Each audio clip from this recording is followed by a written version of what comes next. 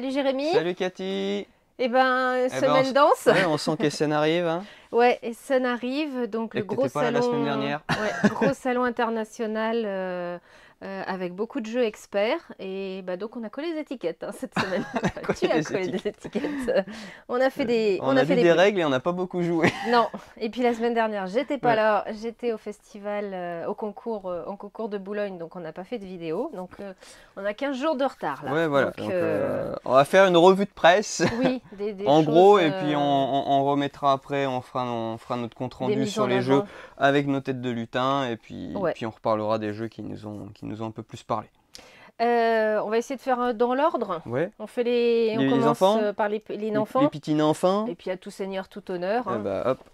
La colline au feu follet, du coup, de Jens Peter Schillmann, Bernard Weber, toujours l'auteur, on ne sait pas. Et du coup, illustré par Clem Newter et Annette Norakara. Donc, un joli jeu d'estimation de trajet de billes. Mhm. On va dire Ouais, ça c'est comme ça. ça. Du coup, Ouais, il ouais. va falloir du coup faire descendre tous nos condisciples magiciens. Quand une bille représentant un feu follet touche un magicien, on le déplace sur l'illustration du feu follet correspondant un peu plus loin. Et puis, bah, il y a des sorcières. Donc, bah, si on descend toutes les sorcières avant les disciples, bah, on a perdu. Voilà. Clément, c'était bien meilleur que moi sur... C'est un jeu qui est assez inclassable en fait. On croit que c'est du jeu d'adresse, mais c'est pas ça. Oui. C'est du jeu d'anticipation. Et puis 5-9 ans, je pense qu'en tant qu'adulte, on peut très bien Carrément. s'amuser dessus. Carrément, c'est un vrai bon jeu familial. C'est comme le juste prix, là, quand il faisait tomber les... Non, bon. Pas n'importe quel jeu Ouais, oui, de traditionnel où tu, labyrinthe. voilà, tu Ouais, fais c'est tomber ça. les... Donc ça Et bah, ressemble un le peu à ça. Le Kinderspiel de cette année, c'est édité par Gigamic. Et je vous invite sinon à regarder la vidéo sur le YouTube du groupement des boutiques ludiques où on a mis en avant comment se passe le travail de coédition quand un jeu est allemand avec un look un peu allemand et comment on le retravaille pour en faire Il n'était pas un... comme ça à l'origine, le jeu? La couverture, ouais. D'accord, la La couverture couverture. et pas celle-là. Ok. Ouais. Comment on le retravaille pour en faire un jeu qui marchera plaira sur le plus, marché français. oui, c'est ça, ouais.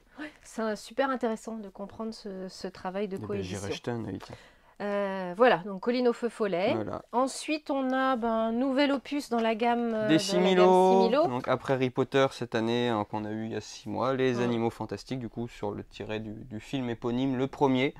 Juste, donc voilà, vous avez plein de petites créatures fantastiques et puis du coup les personnages Emblématique. voilà. Donc toujours un jeu de Almar Hack, Pierre Lucas Zizi et Martino Chiaquera et toujours illustré par super Nayad. travail illustratoire. D'illustration.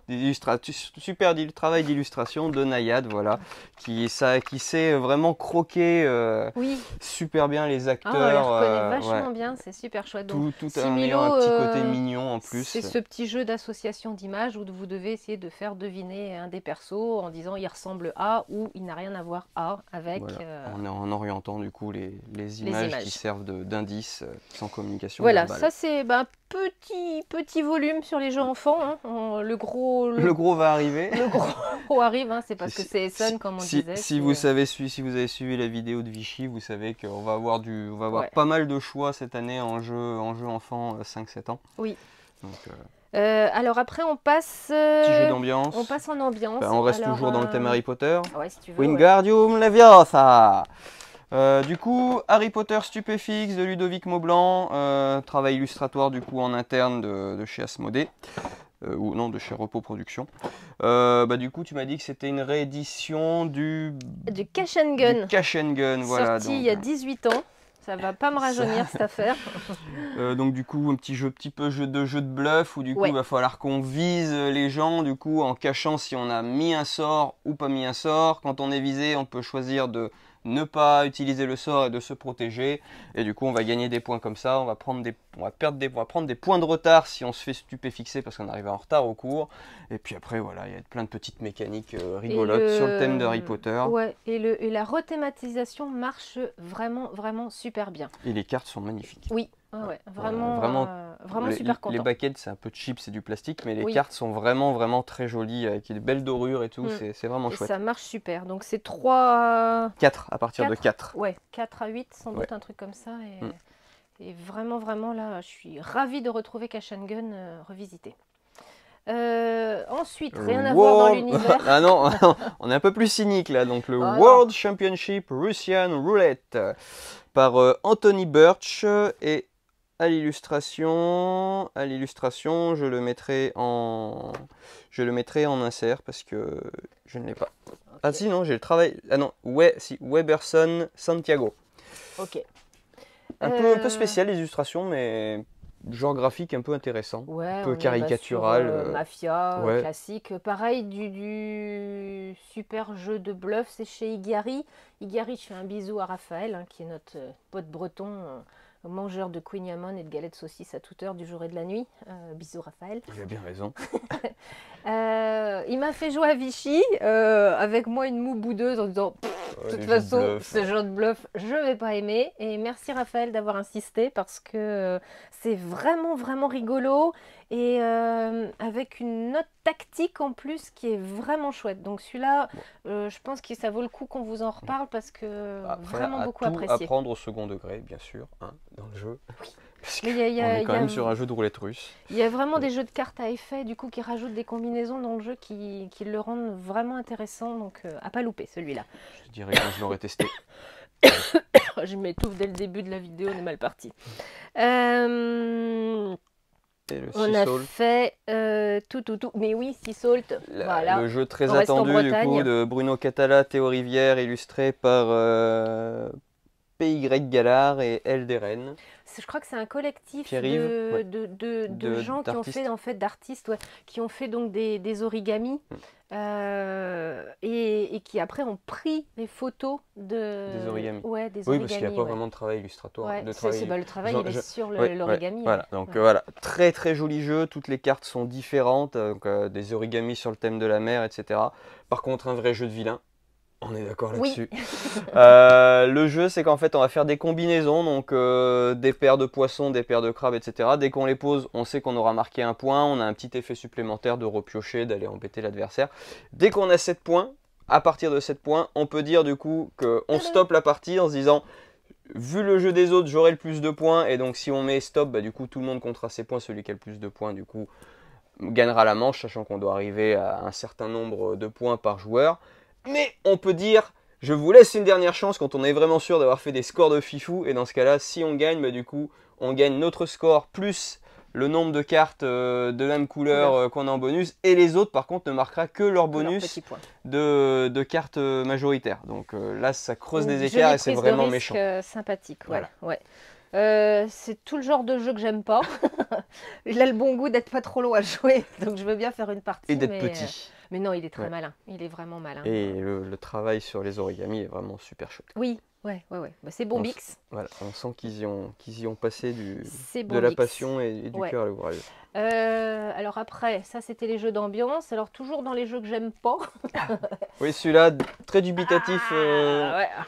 Je reste mitigé cochon d'Inde, je sais pas si j'aime pas. C'est District Noir, donc c'est un jeu à deux. C'est un jeu de Nao Shimamura et Nobutake Dogen, illustré par Vincent Rocher. Ouais, et c'est un jeu qui a été remarqué par des auteurs et personnes du milieu ludique qui ont monté une société d'édition rien que pour ça. Donc, ils y ont cru à fond, quoi. Ouais, voilà. Le jeu, graphiquement, le jeu est très, très sympa. On est vraiment dans l'ambiance des films noirs des années 50, les films de gangsters et tout. Et puis une tension qui monte au fur et à mesure du jeu. Quand on comprend pourquoi il faut faire ça. Qu'est-ce qu'il faut faire. Parce qu'effectivement, j'ai fait 2 parties, une avec Clémence, une avec toi. Et j'ai eu beaucoup de mal à monter une stratégie. On pose des cartes, quand est-ce qu'il faut s'arrêter et les prendre, quand est-ce qu'il faut... Enfin voilà, mais ça c'est tous ceux que vous aimez les jeux de bluff, de poker, fan de ces jeux-là. Quand est-ce qu'il faut y aller, quand est-ce qu'il faut pas y aller. Fan de ces jeux minimalistes, là, il est, je pense, parfait pour vous. Et on se fera un plaisir de vous l'expliquer. Oui, on peut l'expliquer. Mais on ne jouera pas. Voilà. Mais non, après moi je suis dubitatif, je sais pas si j'aime ou si j'aime pas. C'est juste que j'ai du mal à construire des stratégies, donc je sais pas où je vais. Comme on joue entre personnes qui n'aiment pas particulièrement ce truc, on doit pas savoir le faire monter en puissance aussi sans doute. Mais ok, voilà, ça c'est. Et maintenant on va attaquer la gamme expert. On commence par une réédition à nouveau. Lockdown. Alors Lockdown, c'est Nicolas Normandon, un auteur français connu, et aux illustrations c'est Vincent Lefebvre. C'était un jeu de zombies. Donc voilà, du coup, c'est plus des à la zombies, base, c'est là, des c'est monstres. Voilà, Donc, on reste sur le thème. on est dans un centre commercial et puis il Voilà. va tout falloir faire pour éviter de se faire baffrer par Voilà, par les donc monstres. en et réussir, coopération, mais on veut quand même sauver les membres de notre famille, donc au bout d'un moment, on va sacrifier les autres. Voilà. En termes d'ambiance, moi je le rapproche beaucoup de The Mist. Donc c'était un livre de Stephen King qui a été adapté en film, qui est vraiment voilà, bah, on est dans un huis clos, qui sent la sueur et le sang, et du coup bah, la tension monte et puis les gens meurent et puis voilà. Et puis voilà. Et puis voilà. Et puis bah, il faut survivre avec le plus de membres de sa famille. Donc le côté semi-coop que je trouve toujours rigolo, quoi. Tu fais des accords et puis évidemment tu pleures après parce que l'autre il t'a trahi honteusement. Donc, si vous aimez les jeux comme Galerapagos et vous voulez perdre voilà. d'autres amis, si vous en plus, reste. Mais en tactique là, Oui. par contre. Oui, parce que là c'est des votes, il ouais. y a du placement selon Voilà. les personnes qu'on place et tout. Ouais. C'est un peu plus intéressant, enfin, un peu plus recherché. Alors, l'année des 5 empereurs, là on change complètement de thématique, hein. On se retrouve avec nos amis, l'Empire romain. C'est un jeu qui est une commande en fait, c'est le musée de Lyon qui a demandé à l'équipe ludique et Gameflow de construire un jeu spécialement pour une expo. Une expo. Ouais, c'est ça. Ouais, voilà. Alors, on est sur du deck building. Enfin, le jeu se divise en deux parties en fait. Donc il y a l'année où, enfin, il y a le temps où on est juste des j'ai mangé le nom. On est des membres du Sénat, voilà, des sénateurs du coup romains, des hauts dignitaires romains du coup. Donc il y a une partie de deck building où là il va falloir venir renforcer notre jeu, bah, comme tout notre deck building. Et à partir d'un moment, on s'auto-proclame empereur. Alors peu importe qui. Hein, voilà, peu importe qui. À un moment, quand on juge que notre jeu est assez bon. Et là, du coup, on part sur un jeu de conquête. Mais par contre, il n'y a plus de deck building. Donc il faut bien avoir préparé en amont ou être sûr d'avoir les cartes qu'il faut. Parce que si les gens ont plus de meilleures cartes que nous et se proclament empereur après, ils peuvent... voilà. Et un petit peu un jeu de vilain parce que les objectifs ne sont pas fixés quand on remporte un objectif. On peut se le faire shipper avant la fin de la partie. Donc il y a vraiment un jeu de ping-pong sur les objectifs qui a l'air très intéressant. Ouais, moi pour le peu qu'on a touché, je trouve qu'il est, oui, celui-là, et je pense qu'il va me plaire, celui-là. Voilà pour du un peu initié, et puis maintenant on rentre dans le gros lourd. Alors celui-là, le jeu très attendu. Bitoku, qui veut dire sagesse, vertu en japonais. Donc jeu très attendu, hein, qui était sorti à Essen, je crois, l'année dernière. On avait commencé à en entendre parler, je crois.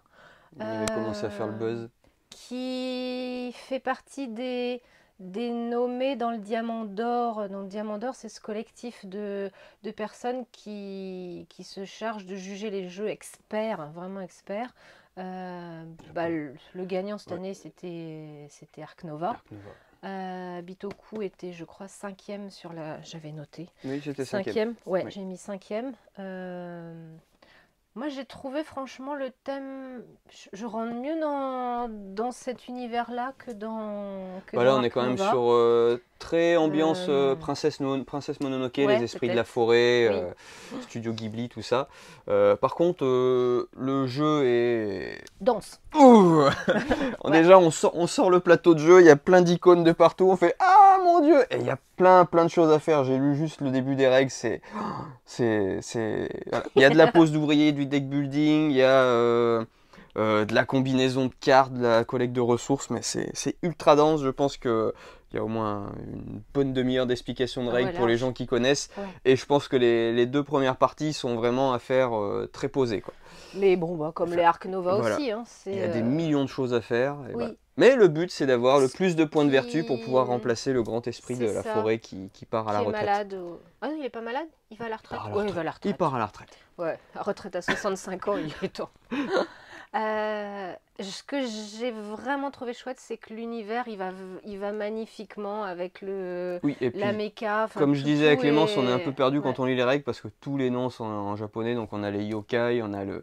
la faille la faille de la Ouais. vérité. Enfin, donc tout a un nom. Il y a vraiment un travail éditorial enfin, Ah ouais. de pose de D'univers. pose d'univers qui est vraiment très très très Et c'est bien. souvent ça que je reproche aux jeux experts. On a l'impression qu'on a collé un thème sur une méca. Et là, Là mais... pour le coup c'est le contraire. C'est la Oh, mécanique qui vient waouh, bah, enrichir je le sais thème. pas, mais c'est waouh. Parce que Ouais. voilà, on a nos petits disciples qui cheminent sur la voie de la sagesse et du coup bah, il faut Ça, je les dirais que faire c'est progresser mon là-dessus. chouchou, c'est mon chouchou expert de Il l'année, va falloir celui-là. qu'on ait un gros creux dans une journée pour le tester celui-là. Ouais, ça va le faire, ça va le Ou faire, tu ça va le l'emmèneras à faire. la maison, tu le testeras avec Patrice. Ouais. Alors, sinon, Ça, celui-là. celui-là aussi, hein. Celui-là, par contre, j'ai lu les règles hier et Ouais. il me vend du rêve. Sur Donc, la nouvelle mécanique est vraiment sympa. Comment il l'appelle déjà? c'est Ludonautes. Je sais plus le nom de la mécanique. Ouais, Ah, je l'ai pas on n'a noté. pas ni les noms de l'auteur Ah bah on sur le les Vitoco. On rajoutera les sur la notera. vidéo. Voilà. Là c'est Julien Protière. Julien Protière, vous connaissez, c'est Cosmopolite, c'est La Marche du Crabe. Aux illustrations, c'est Sébastien Quévot. Alors c'est un thème positif. Moi, ce que j'aime pas dans les post-apo, c'est souvent que c'est... Oui, on va essayer de... Pareil, c'est beau. C'est vraiment très beau. C'est... alors, je sais plus comment s'appellent ces personnages-là, les immunes. Les Les immunes, immunes, ouais. ouais. Qui lisent l'avenir, qui voient des fragments de l'avenir, voilà. D'où le... Enfin, préconition, on Voilà. comprend après dans le deck building un peu différent. Non, c'est pas du deck building, c'est du draft, pardon. Comment ça va du draft fonctionner. Et de la combinaison de ressources, etc. Et on est donc aussi. sur un bateau, sur une rivière, et les immunes vont essayer de sauver les humains. Et la planète, elle est polluée, donc il faut dépolluer, il faut chercher soigner à les manger, il humains, faut soigner les humains qui voilà. vont chercher à manger, il faut les ramener au bateau. Et ils ont réussi du coup dans leur mécanique à faire du coup nous faire comprendre comment on arrive à deviner des fragments du futur, puisque à chaque tour on va donner 2 cartes à notre voisin de droite qui au prochain tour nous donnera une des 2 qu'on lui a donné. Donc du coup il y a moyen d'essayer d'anticiper, une chance sur 2 c'est déjà bien, d'anticiper du coup pour combiner nos 2 cartes d'action du tour prochain à collecter plus de ressources, etc. D'où le titre J'ai préconisation. plus le nom de oui, je l'ai pas noté. Le Dual Select System. Okay. Voilà.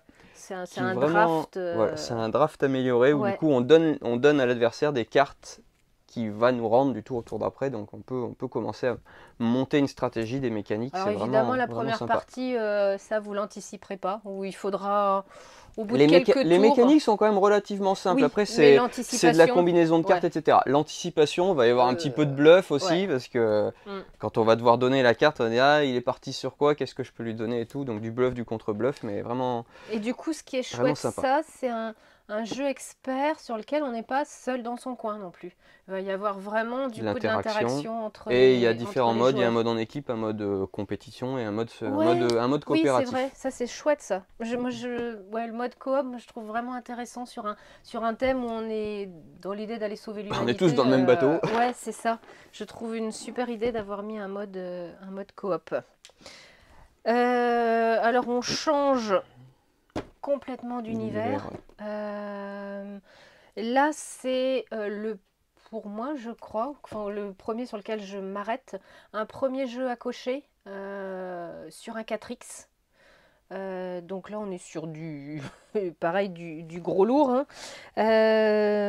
C'est un jeu compétitif qui peut se jouer en solo jusqu'à 8 joueurs. Donc vous avez 4 plateaux à remplir, à cocher dans tous les sens sur le principe du 4X. Donc chaque plateau va correspondre à Explore, Expand, Exploite et Exterminate. Je l'ai noté parce que j'arrive jamais à m'en rappeler. J'en ai 3 sur 4 généralement. Toujours un ou deux, ouais. Voilà, et ça c'est très chouette, bonne prise neurone dans l'univers de conquête de la galaxie. Twilight Imperium. Ouais, voilà, c'est ça, conquête de la galaxie dans tous les sens. Voilà. Ah oui, pardon. James Kniffen. Et puis et on n'a pas l'illustrateur. d'illustrateur. Eh ben, on le mettra si on le trouve en petit commentaire. Ok, Eh, Allez, on a fait on la s'est moitié. sorti des experts. Hein. Wouh, wouh, wouh, wouh. Allez, un peu de fraîcheur. Ouais. Très joli jeu là aussi, On part dans sur de le thème l'abstrait. japonais. Oui. On va construire des jardins. Alors ça, celui-là, il se joue de 2 à 4 sans doute. Voilà, de 2 à 4, du coup, un jeu de Johan Benvenuto, Alexandre Droit, Bertrand Roux. Ah, j'avais pas fait gaffe. Et ben, l'illustration, on mettra après aussi.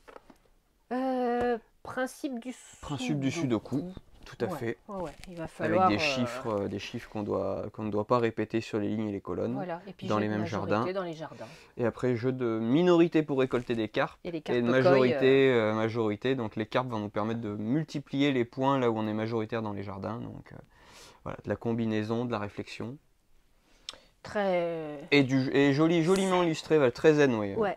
Les jardins à la japonaise avec les Oui. petits bassins carpe-koi, c'est plutôt bien illustré et joli. C'est souvent difficile les jeux abstraits d'en faire quelque chose de... vers lequel on a envie de prendre la boîte. D'un univers, ouais. Oui, celui-là, Bon, pour ça, va, il le est vraiment Sudoku réussi. étant un jeu de réflexion japonais, partir sur un thème de bassin, de jardin japonais était vraiment très sympa. On reste dans le thème. Ouais. Alors, on attaque les solo enquêtes. Et ben, haha, tadadadam. Notre ami Thomas Dupont a fait un nouveau Carte Aventura. Donc là, c'est Carte Aventura Hollywood. D'où notre vidéo du départ. Voilà. Hommage. Donc on incarne Jim Tully qui en a marre d'être chénier dans une entreprise lambda sur la côte ouest et qui du coup décide de devenir un hobo, donc un homeless boy, donc un vagabond, les vagabonds qu'on a tous connus dans les films de Charlie Chaplin qui prennent les trains en marche, etc. Et qui décide du coup d'aller en direction d'Hollywood pour rencontrer du coup le plus connu des vagabonds qui est du coup Charlie Chaplin. Charlot. Voilà. Ouais. Donc un chouette univers aussi. Voilà. Encore une nouvelle mécanique d'avancement. J'avais une question sur les cartes Aventura. Est-ce qu'on peut mourir dans un carte Aventura? Ou est-ce qu'à chaque fois les fins on arrive parce que du coup quand non, tu peux ne pas arriver. Oui, non, ne pas arriver, mais vraiment décéder. Parce que je sais que ça m'est jamais arrivé. L'histoire de Clémence qui prenait des risques et que moi je voulais être vraiment safe parce que j'ai des vieux restes de mécanique. J'ai jamais joué avec le feu, donc je sais pas si ça arrive. J'ai des vieux restes de mécanique de jeu dont on est l'euro où quand on faisait vraiment des grosses bêtises, on pouvait mourir. Donc je me posais la question si on pouvait mourir dans un carte Aventura. J'ai pas essayé. Et écoute, si vous le savez dans les commentaires, dites-le moi, je serais content de savoir si on peut prendre des risques inopportuns ou pas. Andorre, le grand jeu narratif coopératif sorti il y a un bon de temps. Hein, c'est j'ai pas les auteurs de... Non, j'ai cherché les auteurs de Andorre, c'est pas ça. Mais je suis pas sûre qu'on est à Andorre en rayon en ce moment, tu vois. Je les mettrai. Alors là, c'est un livre, entre guillemets, dont vous êtes le héros dans l'univers d'Andorre. Avec différentes fins de jeu possibles, donc peut-être une où tu meurs. Là, je pense que les livres dont on est le héros, voilà, ils vont être sans pitié. Il y a plus de 5 fins disponibles, donc je pense que oui. Donc, fan de fantasy, c'est pour vous solo ou à 2 éventuellement. Se prendre la tête sur les choix. Ouais, ça c'est bien. Vous aimez les jeux d'enquête, vous aimez les puzzles, et ben faites un exit puzzle. Le 3e opus, hein, c'est le château lugubre, celui-là. C'est un niveau débutant. Donc l'idée c'est de faire 4 puzzles différents qui vont vous donner une enquête au fur et à mesure. Et vous rentrez dans un joli univers du château. On sent qu'Halloween arrive. Hein. Ouais. Faire flipper les gens, c'est toujours un truc. J'ai l'impression qu'on est un peu sur le thème Dracula. Ouais, c'est possible, ouais. Ok. Et un nouveau kit d'initiation. Une nouvelle boîte d'initiation JDR. Hein, le jeu de rôle, ça c'est un rayon qui augmente bien. On avait le Super Critical Foundation qui était sorti le mois dernier. Et là, une nouvelle boîte de démarrage d'initiation dans l'univers du Seigneur des Anneaux. Ah, voilà. C'est pas Harry Potter ça? Non. Donc aventure inédite parce qu'on incarne des personnages, on incarne les parents du coup de Frodon, de Merry et de Pipin. Du coup on est dans une aventure entre du coup le Hobbit et le Seigneur des Anneaux. Donc Tu vas me perdre. voilà. Bon, c'est le Star Wars 4 ou 5 les initiés comprendront. Voilà, on est dans cette phase où Bilbo a déjà l'anneau unique, mais il n'y a pas encore le mal qui se réveille. Voilà, on va vivre une aventure avec les parents de personnages bien connus du Seigneur des Anneaux. Ça peut vraiment être très sympa pour découvrir une aventure médiane du coup entre ces deux gros opus. Et vraiment les boîtes d'initiation JDR, elles sont vraiment super bien fichues. Vous voulez des trucs assez rapides, efficaces, Et bien belle prise en main, préparé. c'est vraiment une très bonne entrée en matière. Ou même si vous n'avez pas envie de prendre des soirées entières à construire et à faire des soirées JDR, et ben là une petite boîte d'initiation et hop. C'est parti pour l'aventure. Ouais, c'est vraiment ça qui est chouette. L'aventure compagnon. Ouais. Youpi. Et allez, allez, quelques extensions pour finir. d'extensions. Vous prendrez bien un peu de dessert. Ouais. Donc du coup une extension pour Unstable Unicorn du coup. Donc il y en a 4 en tout qui arrivent, donc ça c'est la première. D'accord. Ouais. Qu'est-ce que ça va être les autres? Les dragons. Donc là c'est les dragons qui vont venir rajouter des petites folies sur vos licornes, voilà. Et puis un magnifique... Une magnifique extension pour Canva. Canva Reflect, donc du coup toujours de Jeffrey Chin, Andrew Nerger et Luan Huyn à l'illustration, qui a eu le prix GBL pour le travail d'illustration de Canva. Ouais. Donc là du coup on va se retrouver avec des cartes transparentes réversibles, donc on va avoir le choix du recto ou du verso selon comment, d'où le titre, selon comment on veut agencer notre. Et on a un nouveau plateau de jeu du coup qui est un petit peu plus permissif sur l'accès aux œuvres, au fond de nos œuvres pour réaliser des choses encore plus folles et plus dingues. Et le côté dingue, c'est le retour. C'est le retour de Packet Chips. Le retour. Oui. Parce qu'on a eu un retour au mois de juillet. Ouais, là un petit retour encore. Et un grand retour pour la fin de l'année. Voilà. Donc Packet Chips est de retour. Donc, qu'on ne présente plus. Et il y a aussi Tac à la récré qui est de retour, qui nous avait un petit peu manqué là. Tac à la récré, c'est un petit jeu qui permet un petit peu de parler du harcèlement scolaire. Quand vous avez des collègues qui font que de vous embêter, qui racontent que des blagues nulles toute la journée. Ouais, regardez la vidéo, c'est moi qui passe pour le méchant en plus. Ouais. Si vous suivez un petit peu nos aventures par ailleurs, j'ai fait une présentation sur France Bleu Armorique cette semaine. Hier? Oui, c'était hier. C'était hier.